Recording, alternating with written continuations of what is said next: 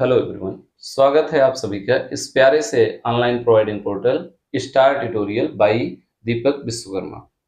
हम लोग प्रकाश के परावर्तन चैप्टर को पढ़ रहे थे। इसमें 7 पार्ट कंप्लीट हो गया है। आज इस सीरीज का 8वां पार्ट स्टार्ट करने जा रहा हूं, जिसमें हम लोग पढ़ने वाले हैं गोली दर्पण में अभिलंब क्या होता है और फोकस दूरी और फोकस क्या होता है। बड़ी इंपॉर्टेंट परिभाषा है फोकस की।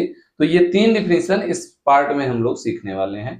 तो हम लोग हेडिंग बनाते हैं गोलीय दर्पण का अभिलंब। क्या हेडिंग लिखना है?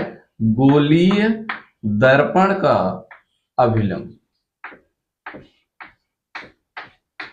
गोलीय दर्पण का अभिलंब क्या कहेंगे इसको हम लोग? नॉर्मल। अभिलंब मीन्स नॉर्मल, इसको इंग्लिश में बोला जाता है। तो normal of spherical mirror. Normal of spherical mirror, ये हेडिंग है। इसको पहले हम लोग समझते हैं, फिर परिभाषा बाद में लिखा जाएगा। पहले इसको हम लोग समझें नॉर्मल क्या हो। तो अगर समतल दर्पण हो तो उसका अभिलंब कैसे बनाएंगे? तो समतल दर्पण में बड़ा आसान सा कि ये आपका कोई समतल दर्पण है और इसमें अगर अभिलंब कहा जाए तो आप इस दर्पण के, दर्पण माने ऐसे लाइन खींचने मतलब ऐसे रखा गया है, इसके लंबवत एक रेखा खींच दीजिए। यही आपका अभिलंब का काम करेगा। यही आपका हो गया नॉर्मल। ये किसके लिए हुआ? समतल दर्पण के लिए। लेकिन वही गोलीय दर्पण की हम लोग बात करें तब हम लोग अभिलंब कैसे खींचेंगे? तो देखिए जरा समझिए। ये मान लीजिए आपका अवतल दर्पण है। नाम क्या है इसका? तो हम लोग कहेंगे ये अवतल दर्पण। और यहां कहीं इसका वक्रता केंद्र होगा, ये C, और इसको यहां से मिला दिया गया ये कोई पॉइंट P, जिसको हम लोग क्या सीखे थे?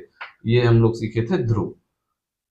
तो इस पॉइंट पर अगर अभिलंब खींचने के लिए बोला गया, चलिए इसका नाम रख दे रहे हैं ए पॉइंट पर कहा गया अभिलंब खींचिए, तो बड़ा आसान है इसका भी अभिलंब। क्या करेंगे? आप वक्रता केंद्र से जिस बिंदु पर अभिलंब खींचना है उसको मिला दीजिए और इस बिंदु पर आपका अभिलंब होगा। यही जो रेखा खींचा गया, यही जो रेखा खींचा गया, यही आपका क्या होगा? अभिलंब। वक्रता केंद्र से दर्पण के किसी बिंदु को मिलाने वाली जो रेखा होगी उसी को हम लोग क्या कह देंगे? अभिलंब कह देंगे। ऐसे ही उत्तल के लिए भी होगा। ये आपका उत्तल दर्पण इस तरीके से बन जाएगा। ये हो गया उत्तल दर्पण। और अब इसका वक्रता केंद्र यहां कहीं, ये इसका मुख्य अक्ष हो गया, ये P इसका ध्रुव हो गया। अब कहा जाए कि इस पॉइंट पर, चलिए इस पॉइंट को कह दे रहे हैं R पर आप दिखाइए। R न लिया जाए, हम लोग R रेडियस ऑफ कर्वेचर बोल चुके हैं। चलिए इसको कह दे रहे हैं B पॉइंट। तो B पर अभिलंब खींचना है तो आप क्या करिए कि वक्रता केंद्र से आप मिला दीजिए। यही जो रेखा मिल रही है वक्रता केंद्र से मिलाने वाली रेखा, यही आपका क्या हो जाएगा? इस B पॉइंट के लिए अभिलंब हो जाएगा। बात समझ गए होंगे। यानी कि वक्रता केंद्र और दर्पण पर स्थित किसी बिंदु को, आप दोनों को मिलाने वाली जो रेखा होगी उसी को हम लोग क्या कह देंगे? उसी को कह देंगे अभिलंब। तो इसकी परिभाषा नोट करते हैं हम लोग। परिभाषा हम लिख दे रहे हैं। परिभाषा देखिए, जो बताया गया वही बात आपका सेंटेंस में ऐसे लिख दिया गया। दर्पण पर स्थित किसी बिंदु तथा वक्रता केंद्र को जो मिलाने वाली रेखा होगी वही आपका क्या कहलाएगा? गोलीय दर्पण का अभिलंब। लीजिए फिगर भी आप बना लीजिए। ये कोई दर्पण, कौन सा दर्पण? तो हम लोग कहेंगे ये अवतल दर्पण है और ये इसका वक्रता केंद्र और ये हो गया ध्रुव। यहां पर कोई पॉइंट पड़ रहा है, इसको हम लोग कह दे रहे हैं, चलिए A1 को वक्रता केंद्र से मिला दिया गया तो ये हो जाएगा आपका अभिलंब। ये आपका अभिलंब का काम करेगा। यहाँ कोई पॉइंट पड़ रहा है A2, ये वक्रता केंद्र से मिला दिया गया तो ये वाली लाइन जो है ये आपका, ये भी क्या? अभिलंब का रोल करेगा। ये वाली लाइन और एक चीज, मुख्य अक्ष भी अभिलंब की तरह ट्रीट किया जाता है। ये भी अभिलंब का काम करेगा। देखिए ये भी वक्रता केंद्र से ही पास कर रहा है। तो ये अवतल दर्पण के लिए बात हो गया। ऐसे ही उत्तल दर्पण के लिए आप कर सकते हैं क्या कि ये मुख्य अक्ष यहाँ कहीं वक्रता केंद्र पड़ेगा, ये हो गया पोल, ये भी एक मुख्य अक्ष भी क्या है, एक अभिलंब है। और मान लीजिए यहाँ इस पॉइंट पर कहा जा रहा है कि अभिलंब खींचिए, चलिए इस पॉइंट का नाम रख दे रहे हैं A1। तो अभिलंब खींचने के लिए आप क्या करेंगे, बिना सोचे समझे वक्रता केंद्र से मिला दीजिए, यही अभिलंब है।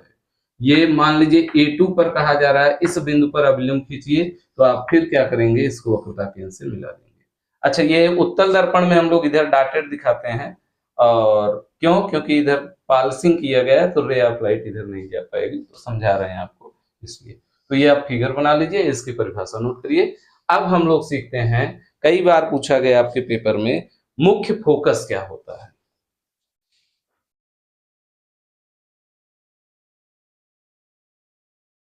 अब हम लोग सीखते हैं मुख्य फोकस, हेडिंग बनाते हैं मुख्य फोकस, किसके लिए, दर्पण के लिए, मुख्य फोकस। ये तो इसको हम लोग कहते हैं principal axis, sorry principal focus.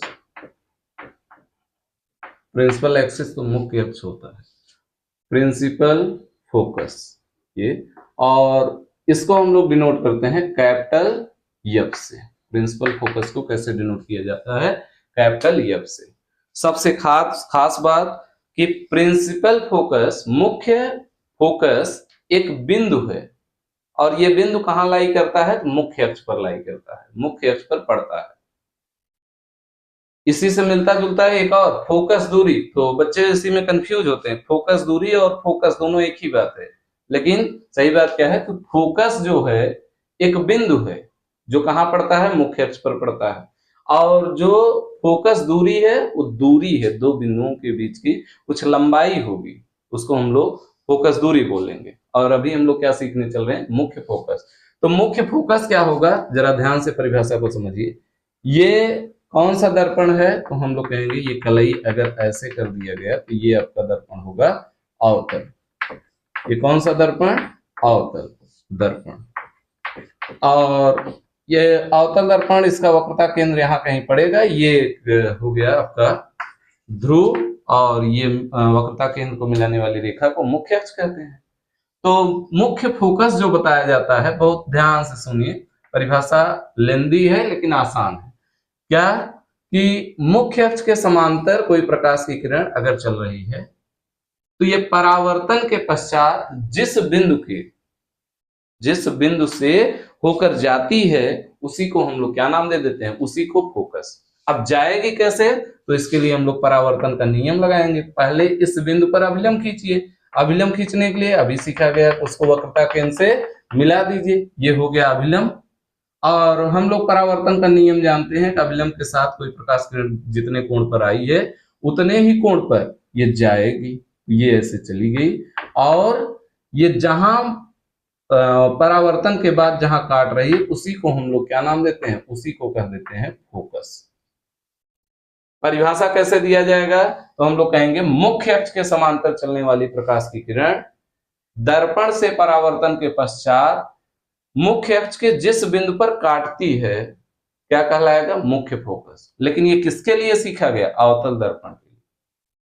जरा उत्तल दर्पण की बात करें, तो ये आपका उत्तल दर्पण, और इसका वक्रता केंद्र इधर कहीं पाया जाएगा, ये मुख्य अक्ष हो गया, और ये इसका ध्रुव हो गया। इसमें भी वही बात कि मुख्य अक्ष के समांतर चलने वाली प्रकाश की किरण, ये मुख्य अक्ष के समांतर कोई प्रकाश की किरण चल रही है, इसका परावर्तन कैसे होगा, तो हम लोग कहेंगे परावर्तन इसका दिखाने के लिए पहले अभिलंब खींचिए, और अभिलंब अभी हम लोग सीख के खाली हुए हैं कि वक्रता केंद्र से मिला देंगे। ये हो गया अभिलंब, डॉटेड वाला अभिलंब।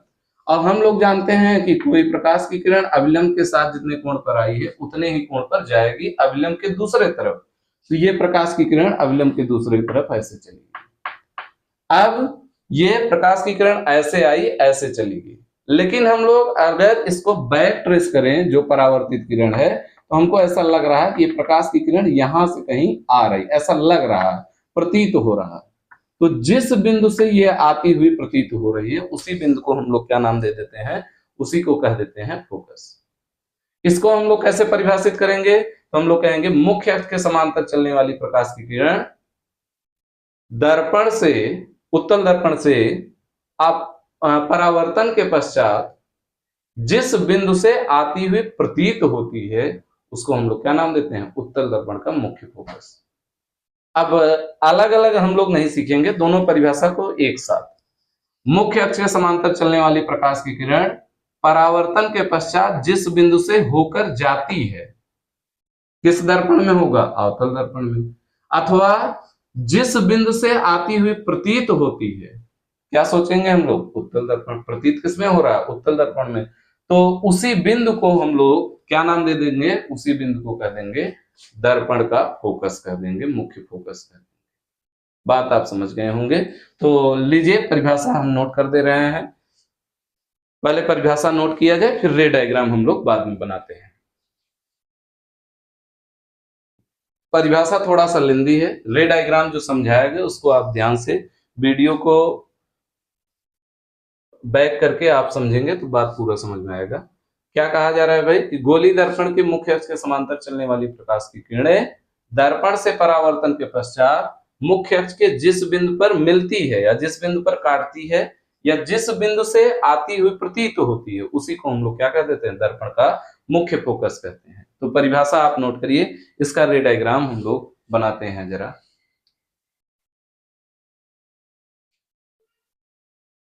लीजिए रे डायग्राम अभी आपको जो समझाया गया था उसी को हम लोग थोड़ा सा प्रॉपर वे में नोट कर ले रहे हैं। ये आपका अवतल दर्पण और यहाँ कहीं वक्रता केंद्र, ये पोल से मिला दिया गया मुख्य अक्ष हो गया। इसके समांतर कोई प्रकाश की किरण चल रही है, ऐसे जाएगी और जिस बिंदु से होकर जा रही है उसी को हम लोग क्या नाम देंगे? फोकस। दूसरा उत्तल दर्पण है, तब भी यही बात फॉलो करिए। ये आपका वक्रता केंद्र, ये पोल और ये मुख्य अक्ष के समांतर कोई प्रकाश किरण चली तो ऐसे कहीं चली जाएगी और इसको हम लोग बैक ट्रेस करेंगे तो ये जिस बिंदु से आती हुई प्रतीत हो रही है उसी को हम लोग क्या कर देंगे? फोकस। इसमें जो फोकस मिल रहा है अवतल दर्पण में, ये कौन सा दर्पण है? अवतल दर्पण। अवतल दर्पण। और ये कौन सा दर्पण है? उत्तल दर्पण। उत्तल फोकस मिल रहा है। ये फोकस कैसा है? ये सही सही मिल रहा है, वास्तव में ये हमको मिल रहा है। इसको हम लोग कह देते हैं वास्तविक फोकस। वास्तविक फोकस। और जो अवतल दर्पण में, सॉरी कुछ गलत बोल रहे हैं क्या? अवतल दर्पण में जो फोकस मिल रहा है ये कैसा फोकस होगा? वास्तविक। और उत्तल दर्पण में जो फोकस मिल रहा है ये आपका कैसा होगा? इधर हम दिखा दे रहे हैं ऐसे। ये जो फोकस है ये कैसा होगा? ये आभास हो रहा है, तो इसको हम लोग कैसा फोकस कहेंगे? आभासी फोकस। आभासी फोकस। ये आभासी फोकस। तो रे डायग्राम आप बना लीजिए। अवतल दर्पण का फोकस जो होगा उसको वास्तविक फोकस कहते हैं और उत्तल दर्पण का जो फोकस होता है उसको आभासी फोकस कहते हैं। एक चीज और ध्यान दीजिए कि ये प्रकाश की किरण जो मुख्य अक्ष के समांतर चल रही है अवतल दर्पण में, ये किरणों को एक जगह इकट्ठा कर रहा है और ये वाली गुण जिसके पास होती है उसको हम लोग कह देते हैं अभिसारी गुण। इसके अंदर कौन सा गुण है? अभिसारी गुण। तो इस बेस पर इसका एक और नाम पड़ जाता है अभिसारी दर्पण। और ये क्या कर रहा है? ये प्रकाश की किरण ऐसे समांतर आ रही है, इसको फैला रहा है, इसको डाइवर्ज कर रहा है, अपसरित कर रहा है। और अपसरित करने वाला जिसके पास गुण है तो उसको उस बेस पर हम लोग कह देते हैं ये दर्पण कौन सा? अपसारी दर्पण। उत्तल दर्पण और अवतल दर्पण का एक एक और नाम आप जानते रहिए। इसके पास अपसरित करने का गुण है तो इसको हम लोग कह देते हैं अपसारी दर्पण। दर्पण। और ये अवतल दर्पण को क्या कहेंगे? ये अभिसारी गुण रख रहा है, इसको हम लोग कह देंगे अभिसारी दर्पण। अभिसारी दर्पण। ये गुण के आधार पर एक एक नाम हो गया। तो इसको नोट करिए। एक छोटा सा डिफिनीशन और उसको हम लोग जरा सीखते हैं।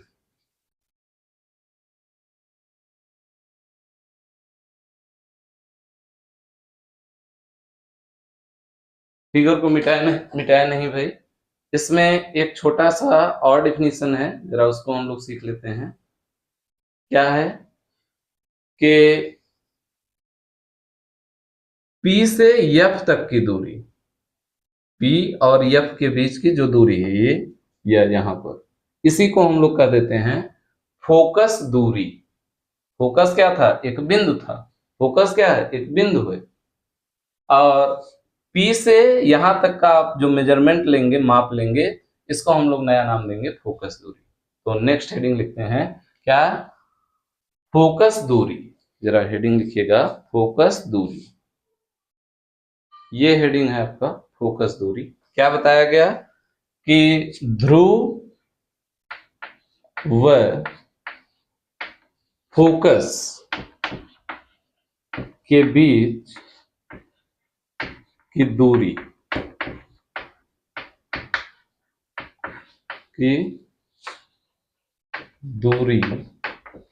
को फोकस दूरी कहते हैं। वो फोकस दूरी कहते हैं।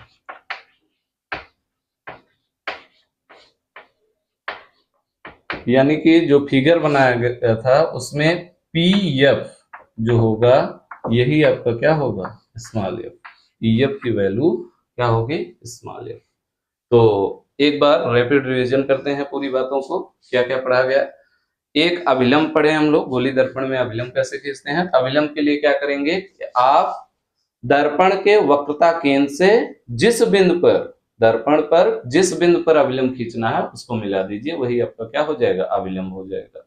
दूसरा फोकस पढ़ा गया। फोकस क्या है? मुख्य अक्ष के समांतर चलने वाली प्रकाश की किरण जिस बिंदु पर काटती है या जिस बिंदु से आती हुई प्रतीत होती है परावर्तन के पश्चात, उसको हम लोग क्या कर देते हैं? फोकस। और तीसरा पढ़ा गया फोकस दूरी। फोकस दूरी क्या है? P और F के बीच की दूरी को फोकस दूरी, यानी कि ध्रुव और फोकस के बीच की दूरी को हम लोग क्या नाम देते हैं? फोकस दूरी कहते हैं। आज के लिए इतना ही। Thank you all of you. आप थोड़ा सा हमारा सपोर्ट करिए, वीडियो को ज्यादा से ज्यादा लोगों तक पहुंचाइए और सब्सक्राइब और बेल आइकन को प्रेस करिए। Thank you all of you.